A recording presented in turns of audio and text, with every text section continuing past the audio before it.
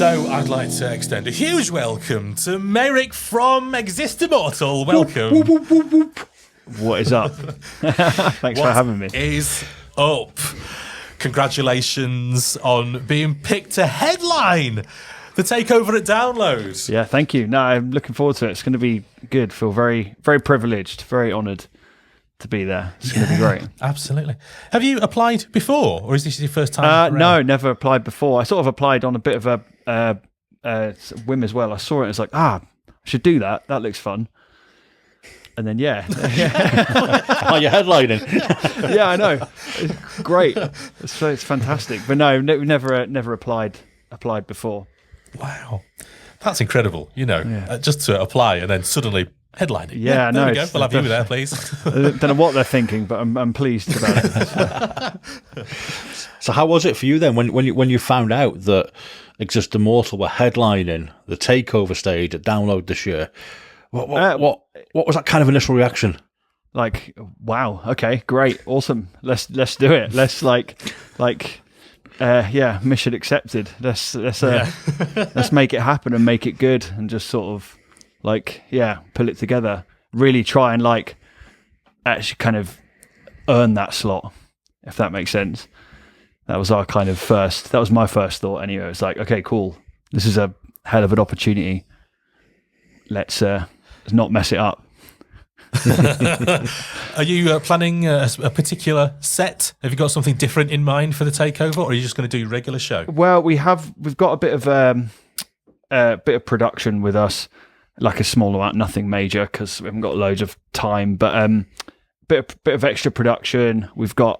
We've chosen a set that is going to be super moshy and heavy for people at that time, because by the time everyone's there, everyone's going to be drunk and up for jumping around. So we've kind of we've chosen heavy songs over sort of more proggy, singy songs wherever possible, just so that the energy can stay high throughout. So, but yeah, that's kind of been our approach to this. Now the Takeover. Have you been to the Takeover before, or? No, I haven't actually. I nearly went a couple of years ago, but I've never been to it, so I don't really know exactly what to expect. But I've seen good things and heard good things. It is good things. It is. It's good. It's otherwise you wouldn't be headlining. But it's as you'll have seen, you'll have had your stage plot to do and everything, so it's a big fucking chonking stage. Yeah. It's 6 foot fucking high as well.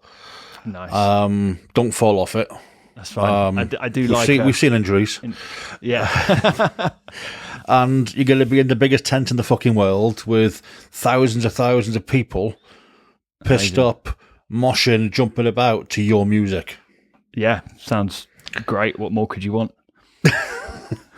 And you seem very chilled about this, and you just is this you being cool for the podcast?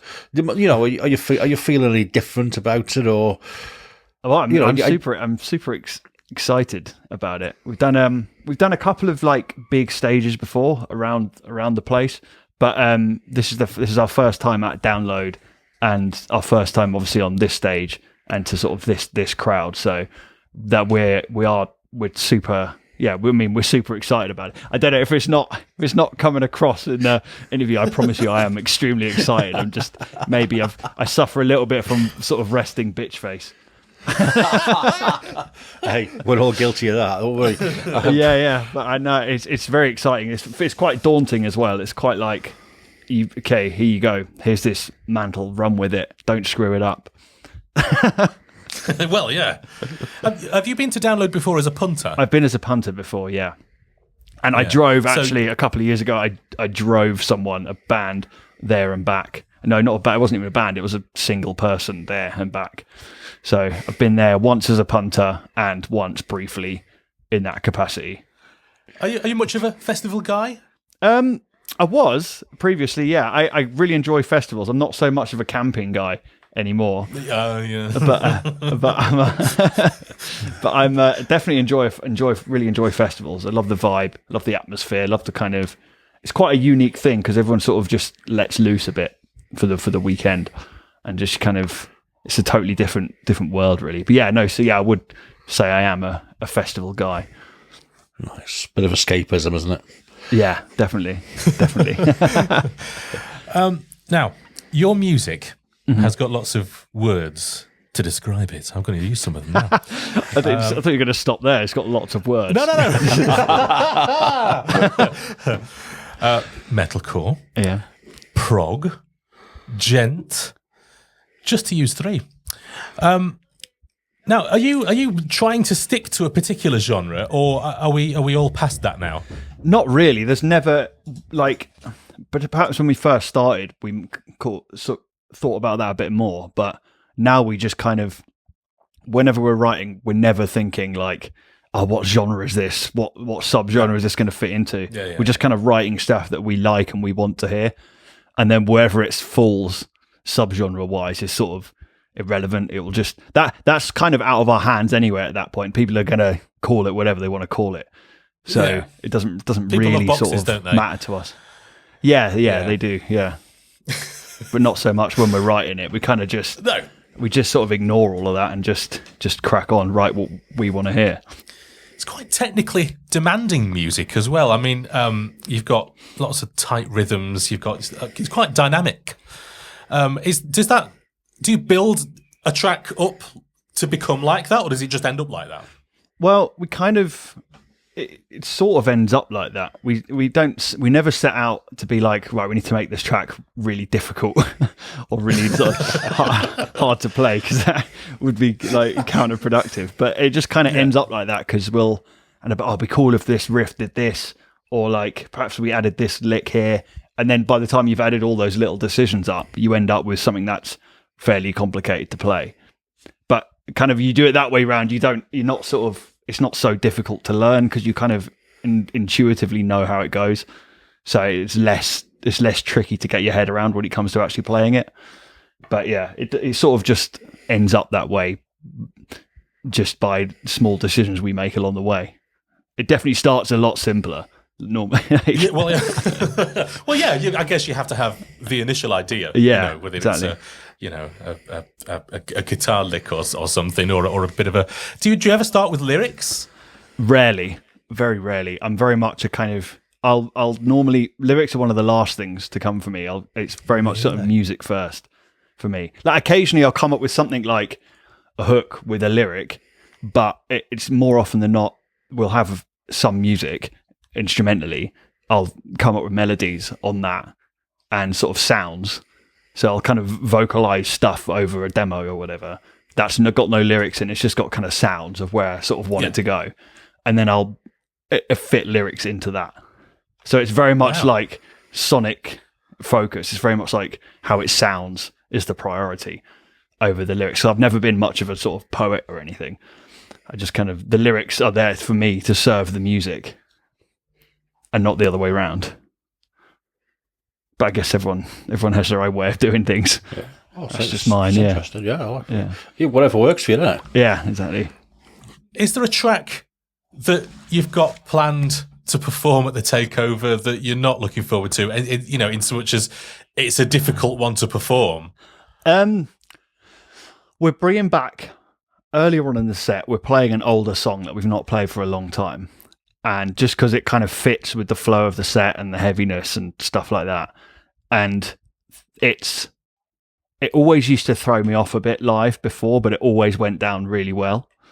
So probably that one, I think, is the one that, if any of them, I'm most worried about. But again, I've also done it a load of times, so it'll probably be fine. But it's normally, there's some parts of that kind of trip me up a little bit, but I'm hoping there'll be none of that anyway on the day. Yeah. Well, by this point, you're very well practiced, aren't you? Yeah, I mean, it's not like you... yeah, exactly. Not making it up on the spot, so it should be it should be fine. Yeah. What's your kind of process? So, like, obviously, singers, frontmen, frontwomen, whatever, all approach gigging in different ways. What's your Wednesday morning looking like? Are you kind of like one for your vocal rest and only drinking water and everything else, or are you kind of are you a bit different to that?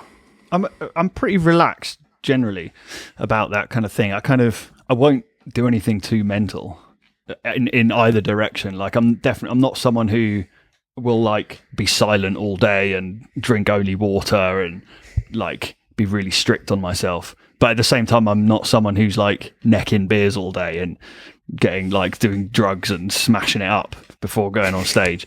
So I'm like actually fairly boring. I'm somewhere in the middle. Like I'll probably have I'll probably have a beer or two, drink some water, just kind of talk normally with people. Because the thing I find this like working with like bands as well is that the psychology of it is often far more important. And if you kind of build up something to be this massive thing, then you're way more likely to way more likely to go wrong because you've kind of psychologically put yourself in a position where you're anticipating something to go wrong. So That's a very fair point. It's kind of just, I found that just being relaxed, doing a bit of a warm up sort of near the time, just kind of naturally using my voice, just talking.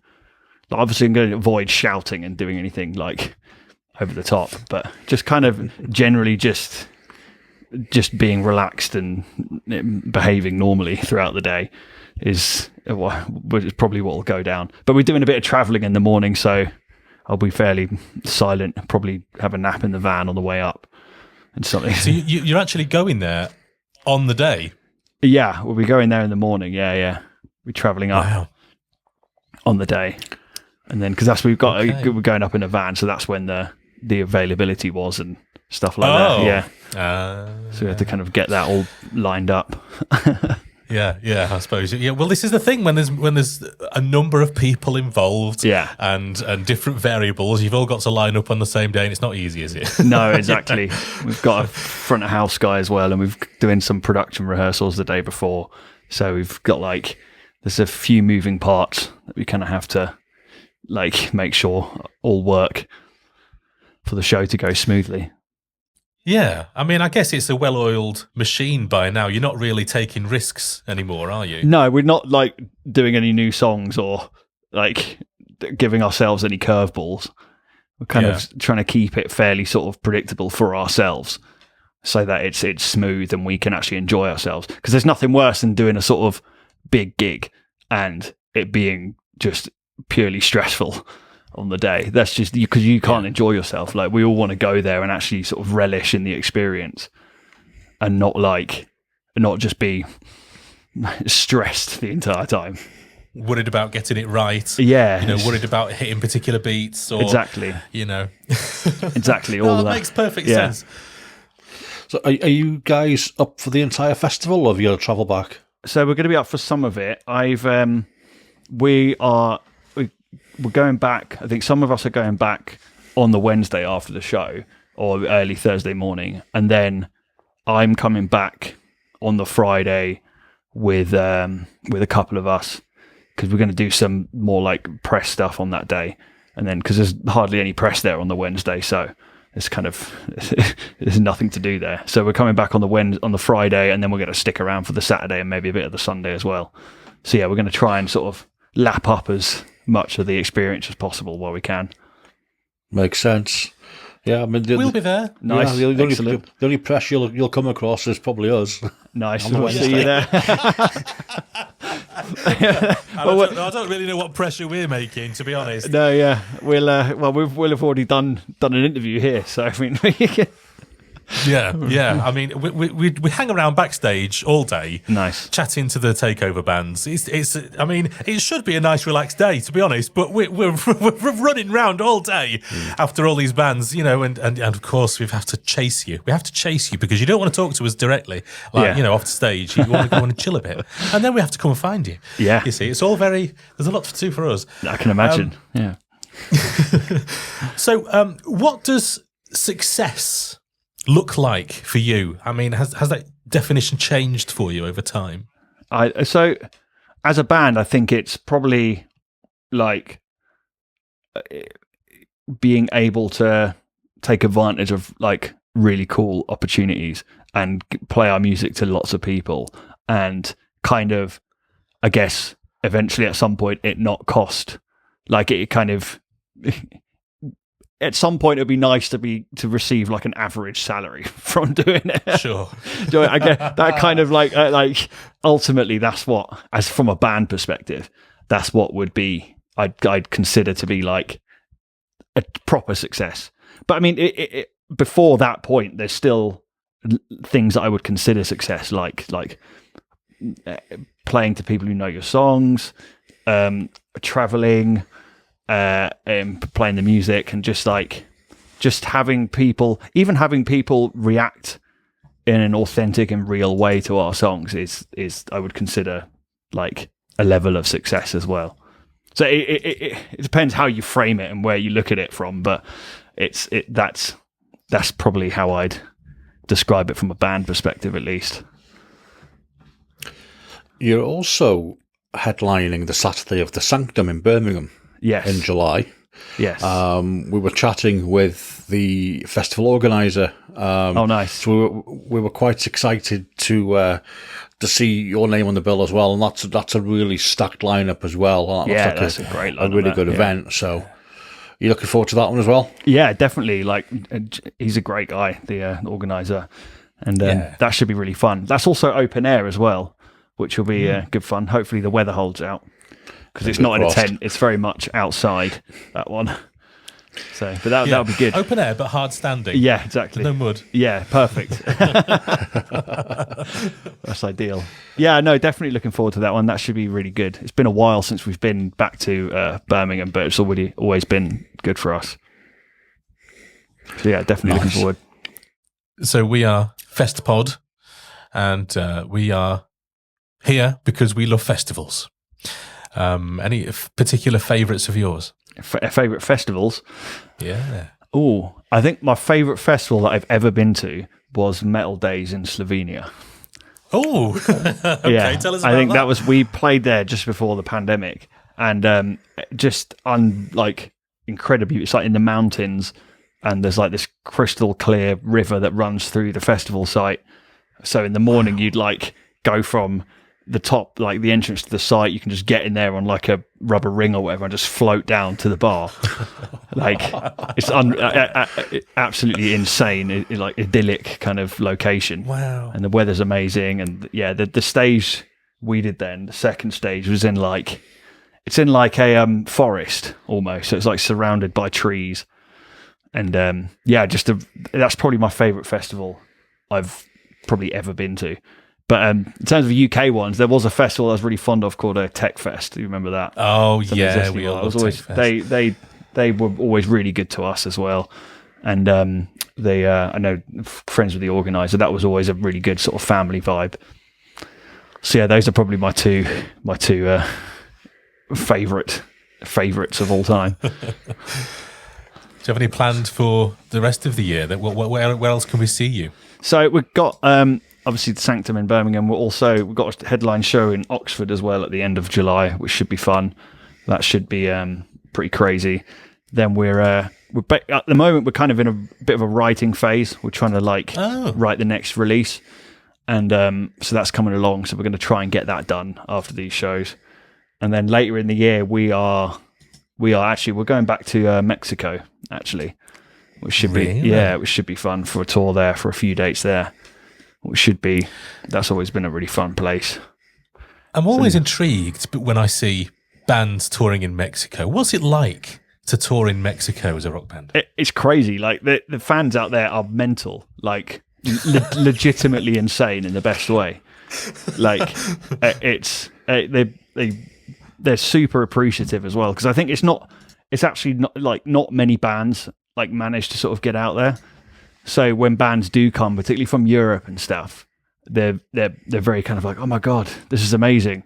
I mean, last time we went there a couple of years ago, they like every show someone would like come with gifts and like offer drinks and stuff like that, and like it properly crazy, like it very, very cool. And Mexico is just an amazing place anyway. It's like, particularly if you kind of, whenever we do it, we try and go with a Mexican band, so they can kind of lead the way and keep us away from the dodgy places. Because there's definitely a lot of dodgy places in Mexico. But is there some dodgy places? Right. Yeah. Taking notes. And we had to change one of our travel plans last time because there was like high cartel activity, so we had to get a flight. Oh. We had to get a flight to one of the cities instead of drive because there'd been a couple of like carjackings on the road we were going to take. So we were like, it's always good to avoid carjackings and kidnappings, isn't it? We just thought we're on like prime carjacking like target for a cartel. Do you know what I mean? We've got equipment, we've got cash, we've got like Oh no! just like we just thought absolutely not. Let's just shell out for some flights and do that instead. I mean, that must be a hell of an operation to switch onto a plane from being, you know. But luckily, because we'd flown over there in the first place, everything was sort of flyable. Everything was in a Right. flyable state, so Yes. it was all right. And weirdly, because lots of the Mexican airlines there, because they like music's quite a massive thing there, particularly guitar music. So like classical guitar music's massive there, and so most of the airlines are quite lenient and like understanding with guitars and equipment and things like that. More so, I'd argue, than lots of like other like European or American airlines, which is just good. which is good, which is helpful for that kind of thing. But yeah, it was logistically a bit of a nightmare. Well, the takeover is going to be nice and easy, hopefully. Yeah, Fingers hopefully crossed. that'd be fun. I'm looking forward to that a lot. Yeah. We can't promise there won't be any cartel activity. No, that would be quite a story. Famous Midlands cartel. So, Yeah, so we are stoked. We can't wait to see you on the stage there, and we'll have a chat with you on the day as well. Amazing, It's yeah. going to be amazing to see you. that'd be great. So thanks for coming on to Festpod to have a chat with us. Thank you for having me. See you guys there.